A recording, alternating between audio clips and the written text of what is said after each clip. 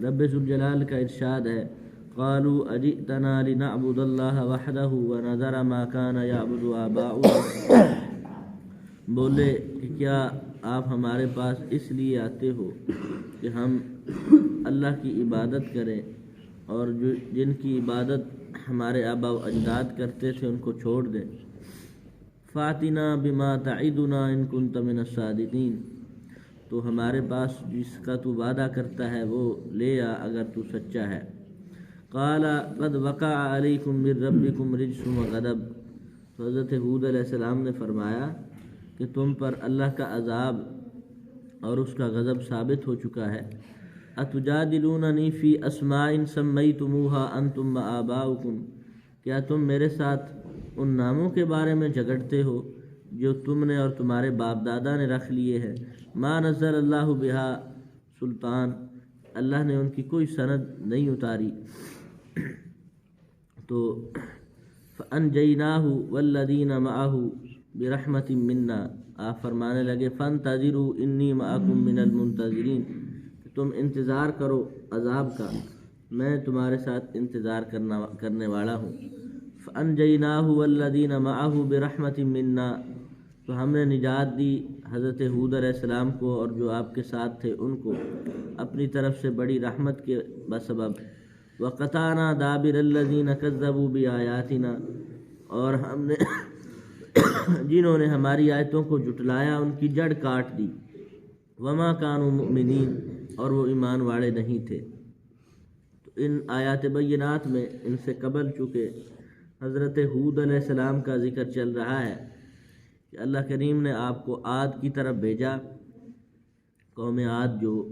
پہلی قوم عاد تھی اس کی طرف حضرت ہود علیہ السلام کو بھیجا گیا تھا۔ یہ لوگ آباد تھے عمان اور حضرموت کے درمیان، احقاف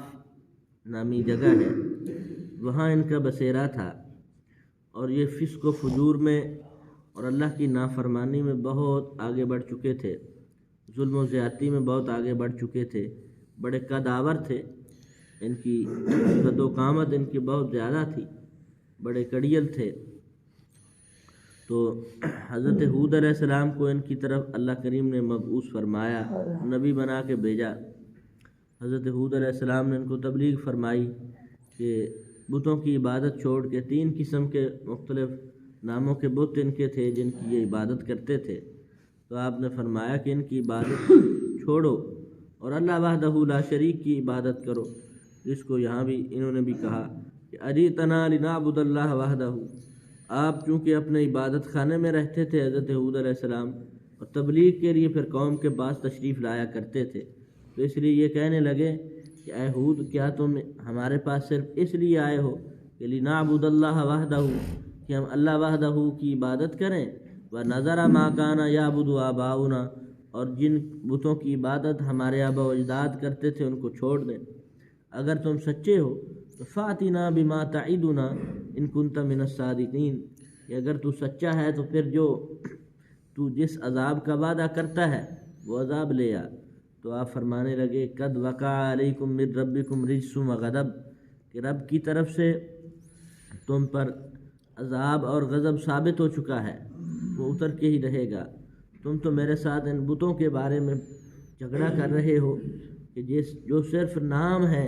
ان کی کوئی حقیقت نہیں ہے، کوئی ایسی شے نہیں ہے کہ جس کو دیکھا جا سکے، جس کا کوئی وجود ہو، یہ تو صرف نام ہی نام ہے جن کے نام تم نے رکھ لیے ہیں۔ ما نزل اللہ بہا من سلطان، اللہ نے تو ان کی کوئی سند نہیں اتاری۔ تو آپ نے فرمایا کہ تم انتظار کرو عذاب کا، میں بھی تمہارے ساتھ انتظار کرتا ہوں۔ تو پھر ہوا یہ کہ جب ان کی نافرمانی بڑھ گئی تو 3 سال تک یہ قحط میں مبتلا ہو گئے، بارش کا نزول نہ ہوا۔ جب انتہائی قحط بڑھ گیا تو اس وقت کے لحاظ سے طریقہ کار یہ ہوتا تھا کہ جب زیادہ قحط ہو جاتا تھا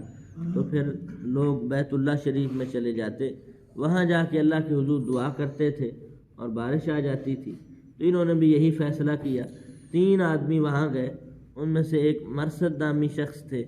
جو حضرت ہود علیہ السلام پر ایمان لا چکے تھے لیکن اپنا ایمان ظاہر نہیں کیا ہوا تھا، وہ بھی ساتھ تھے، اور 2 اور تھے۔ تو یہ وہاں گئے مکہ شریف میں، تو ان کی رشتہ داری تھی وہاں، تو وہاں یہ مہینہ تو وہاں رہتے رہے، اور چونکہ یہاں سے بھوک کے مارے ہوئے تھے، اور وہاں انہوں نے بڑی ان کی خاطر مدارات کی، بڑی تواضع کی، تو اس کے نتیجے میں یہ 1 مہینہ تک تو وہاں مہمان کے طور پر کھاتے پیتے رہے، اور ان کو پچھلی قوم کا یاد ہی کوئی نہیں تھا کہ ہم تو یہاں دعا کرنے کے لیے آئے تھے۔ تو جس شخص کے ہاں یہ مہمان گئے تھے اس کے دل میں یہ خیال آیا کہ یہ تو یہاں دعا کرنے آئے تھے، پچھلی قوم ان کی مر رہی ہے، اور یہ چونکہ یہاں ان کو مال متاع مل رہا ہے تو یہ کھا پی رہے ہیں، تو اب اگر میں کہتا ہوں ان کو کہ تم تو اس کام کے لیے آئے تھے تو پھر یہ کہیں گے کہ یہ مہمان نوازی سے تنگ آ گیا ہے۔ تو اس نے ایک تدبیر اختیار کی کہ ایک لونڈی کو اشعار بتائے کہ یہ اشعار تم نے ان کے سامنے پڑھنے ہیں جن میں اس قوم کا ذکر تھا کہ وہ تو قحط سے مر رہی ہے۔ تو اس لونڈی نے اسی طرح سے جب اشعار پڑھے تو ان کو یاد آ گیا کہ ہم تو یہ کام کرنے آئے تھے کہ کعبۃ اللہ میں ہم نے دعا کرنی تھی اپنی قوم کے لیے۔ تو اس طرح سے پھر یہ دعا کرنے لگے۔ تو جو شخص ہود علیہ السلام کو مانتا تھا اس نے کہا کہ اس طرح سے تمہاری دعا سے بارش نازل نہیں ہوگی، ہاں تم اپنے نبی پر ایمان لے آؤ، حضرت ہود علیہ السلام کی بات کو مان لو، پھر تم پہ بارش نازل ہو جائے گی۔ تو یہاں اس مقام پر اس نے اپنا ایمان ظاہر کر دیا، تو پھر ان دونوں نے اس کو جدا کر دیا، اور یہ دونوں جو ہیں دعا کر رہے تھے تو 3 طرح کے ابر جو ہیں وہ 3 طرح کے بادل نمودار ہوئے، تو یہ بڑے خوش ہو گئے۔ انہوں نے ایک سیاہ تھا اور 2 رنگ اور تھے، تو ان کو کہا گیا کہ ایک ابر ان میں سے اختیار کر لو، ایک بادل ان میں سے اختیار کر لو۔ تو اس شخص نے سیاہ رنگ کا بادل اختیار کر لیا کہ یہ ہمیں چاہیے۔ تو جب وہ اختیار کر لیا، وہ سیاہ بادل ادھر ہی ان کی قوم کی طرف، ان کے علاقے کی طرف جو احقاف تھا عمان اور حضرموت کے درمیان، وہاں کی طرف چل پڑا۔ یہ بڑے خوش تھے کہ بارش ہو رہی ہے، لیکن وہ سخت آندھی تھی جو عذاب کی صورت میں ان پہ آ رہی تھی۔ تو جب سخت آندھی آئی یہ اپنے گھروں میں داخل ہوئے، لیکن وہ اتنی شدید آندھی تھی کہ اس نے ان کے دروازے بھی اکھاڑ دیے اور ان کے گھروں کو تباہ و برباد کر دیا۔ اس طرح سے یہ خود بھی سارے کے سارے ہلاک ہو گئے، اور پھر ہوا نے ان کو سمندر میں پھینک دیا۔ اس طرح سے ان کی ہلاکت ہوئی، جس کو قرآن شریف نے بیان کیا، فَأَنْجَيْنَاهُ وَالَّذِينَ مَعَهُ بِرَحْمَةٍ مِّنَّا، تو ہم نے نجات عطا فرمائی حضرت ہود علیہ السلام کو اور جو آپ کے ساتھ تھے ان کو، بِرَحْمَةٍ مِّنَّا، ہماری رحمت کی وجہ سے، ان پر ہماری رحمت تھی۔ اس سے پتہ چلتا ہے کہ اللہ کی رحمت اس پہ ہوتی ہے جو اللہ کے نبی کے ساتھ ہوتا ہے۔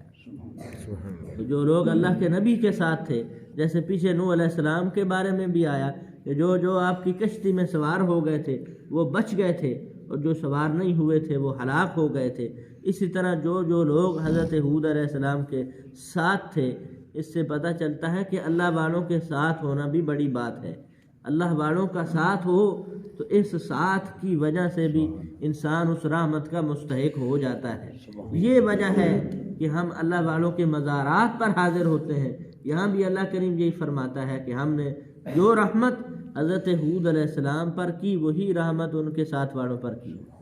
تو جب کوئی شخص کسی اللہ کے بندے کے پاس حاضر ہوتا ہے، اللہ والے کے پاس ہوتا ہے، تو جو رحمت کی برسات اس پہ ہو رہی ہوتی ہے، اگرچہ یہ بندہ ضعیف ہے لیکن اس کی برکت سے اس پر بھی وہ رحمت کی برسات ہو جاتی ہے۔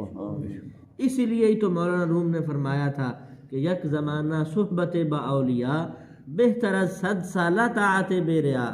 کہ ایک لحظہ کے لیے، ایک گھڑی کے لیے کسی اللہ کے نیک بندے کے پاس بیٹھنا 1000 سال کی بے ریا عبادت سے بہتر ہے۔ اس کا مطلب یہی ہے کہ